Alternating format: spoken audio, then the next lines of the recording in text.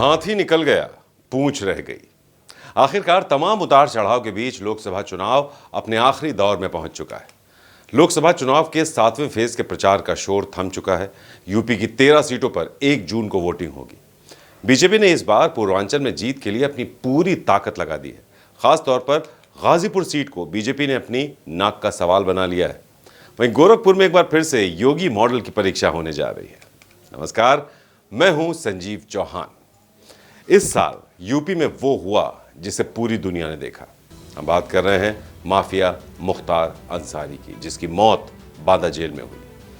माना जा रहा है कि मुख्तार की मौत से उपजी सहानुभूति से मुख्तार के भाई अफजाल अंसारी की जीत की राह आसान हो जाएगी।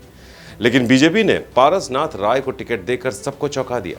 जानकारों का मानना था कि सपा के अफजाल अंसारी को टक्कर देने के लिए कोई हैवीवेट कैंडिडेट उतारा जाएगा, लेकिन इसके उलट बीजेपी ने पारसनाथ राय को टिकट देकर सपा के अफजाल अंसारी को बैकफुट पर ला दिया।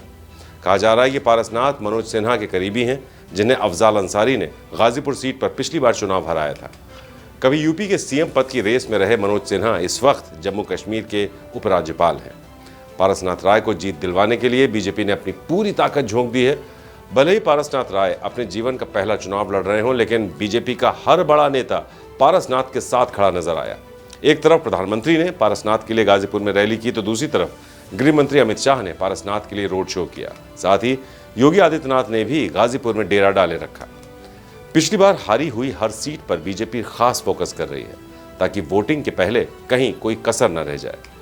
बात करते हैं गाजीपुर सीट के इतिहास की, तो बीजेपी के मनोज सिन्हा गाजीपुर से 3 बार सांसद चुने गए। 1996, 1999 और 2014 में वो सांसद बनकर लोकसभा पहुंचे।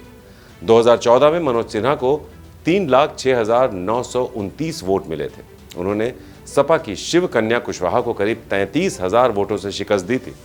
2019 में मनोज सिन्हा को 2014 से करीब 1.5 गुना 4,46,690 वोट मिले। इसके बाद भी वो चुनाव हार गए। सपा बसपा के गठजोड़ के चलते बीएसपी के अफजाल अंसारी ने मनोज सिन्हा को 1,19,392 वोटों से हरा दिया था। वहीं बात विधानसभा सीटों की करें तो गाजीपुर लोकसभा में जिले की 5 विधानसभाएं गाजीपुर सदर, जंगीपुर, जखनिया, सैदपुर और जमानिया हैं। 2022 के विधानसभा के चुनाव में 4 सीटों पर सपा ने जीत दर्ज की थी। वहीं जखनिया सीट सुबह सपा ने अपने नाम की थी। जातीय समीकरण की बात करें तो गाजीपुर लोकसभा में वोटरों की संख्या 20,74,000 के आसपास है, जिसमें अनुमान के मुताबिक यादवों की संख्या सबसे ज्यादा है। वहीं अनुसूचित वर्ग, मुसलमान, ठाकुर और कुशवाहा वोटर भी बड़ी तादाद में है। इस सीट पर मुस्लिम, यादव और दलित वोट बैंक गाजीपुर में निर्णायक भूमिका अदा करते हैं। तो इस बार भले ही कांग्रेस और सपा साथ साथ हैं, लेकिन बसपा अकेले चुनाव लड़ रही है और उसने यहां से उमेश कुमार सिंह को अपना प्रत्याशी बनाया है। वहीं बीजेपी के पास अपना कोर वोट बैंक है। साथ में ओपी राजभर की पार्टी का भी पूर्वांचल में अच्छा प्रभाव माना जाता है, जिसका फायदा बीजेपी को मिल सकता है। खासतौर पर दलित वोटों का बिखराव बीजेपी के लिए जीत की राह आसान कर सकता है। वहीं मुख्तार की मौत से मुस्लिम वोट एकजुट हो सकता है, जिसका फायदा समाजवादी पार्टी के अफजाल अंसारी को मिलना लगभग तय ही माना जा रहा है। अब बात करते हैं सीएम योगी आदित्यनाथ के गढ़ गोरखपुर की, तो गोरखपुर सीट पर बीजेपी का हमेशा से दबदबा रहा है, या यूं कहें कि योगी आदित्यनाथ का दबदबा रहा है। योगी खुद इस सीट पर कई बार सांसद रहे। बीजेपी ने एक बार फिर से रवि किशन शुक्ला को यहां से अपना मौका दिया है। तो सपा ने निषाद वोटरों को रिझाने के लिए काजल निषाद को अपना प्रत्याशी बनाया है।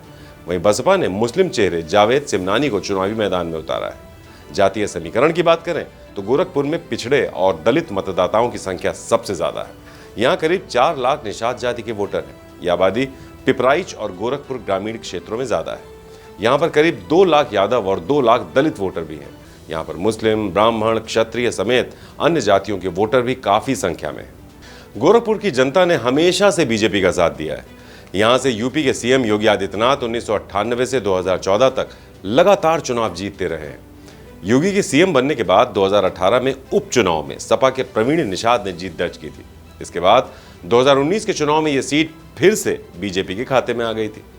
भले ही इस सीट पर चुनाव एक्टर रवि किशन लड़ रहे हो, लेकिन साख सीएम योगी की ही दांव पर लगी है। अभी योगी आदित्यनाथ यहीं से विधायक भी हैं। सपा ने काजल निषाद को अपना प्रत्याशी बनाकर रवि किशन की मुश्किलें थोड़ी बढ़ा दी हैं। काजल को जहां निषाद वोटरों पर एतबार है तो रवि किशन को योगी आदित्यनाथ का सहारा है। अपनी इलेक्शन कैंपेन में रवि किशन खुद अपनी सार्वजनिक सभाओं में कहते दिखे हैं कि वो महाराज जी के अनुयायी हैं और यहाँ वो नहीं बल्कि योगी बाबा हैं जो मैदान में हैं। वो क्षेत्र बहुत ऐतिहासिक रहा। जो क्षेत्र बचा था तो जनता को नहीं लगे कि हमारे यहाँ नहीं आए, तो उधर भी हम लोग कोई कोना कोई चप्पा छोड़ना नहीं चाहते।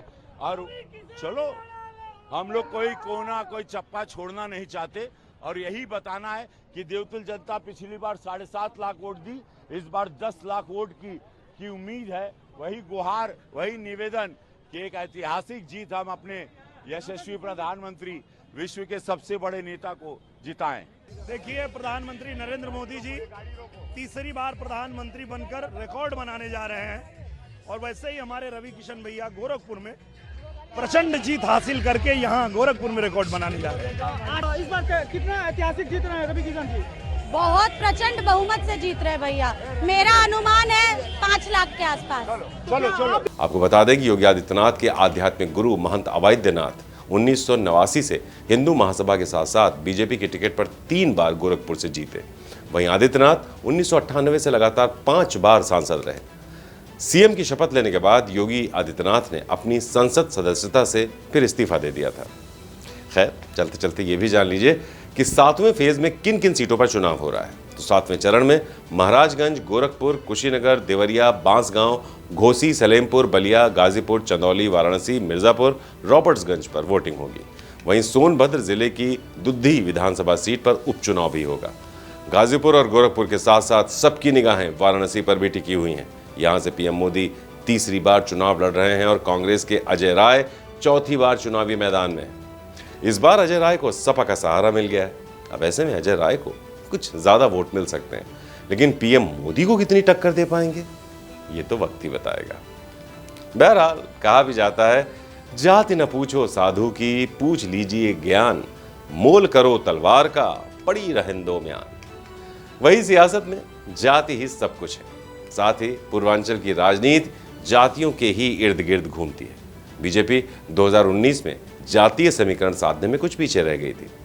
गोरखपुर और गाजीपुर में बीजेपी ने जहां जीत के लिए हर दांव चला, तो वहीं इंडी गठबंधन कास्ट कार्ड खेलने में लगा है। लिहाजा इस बार इन दोनों सीटों पर नतीजे किसके हक में रहेंगे, ये देखने वाली बात होगी। नमस्कार। यूपी की हर खबर देखने और उनसे अपडेट रहने के लिए हमारे चैनल श्रेष्ठ यूपी को सब्सक्राइब और लाइक करें। साथ ही बेल आइकन को दबाना ना भूलें, जिससे हमारे हर वीडियो की जानकारी आप तक पहुंचती रहे।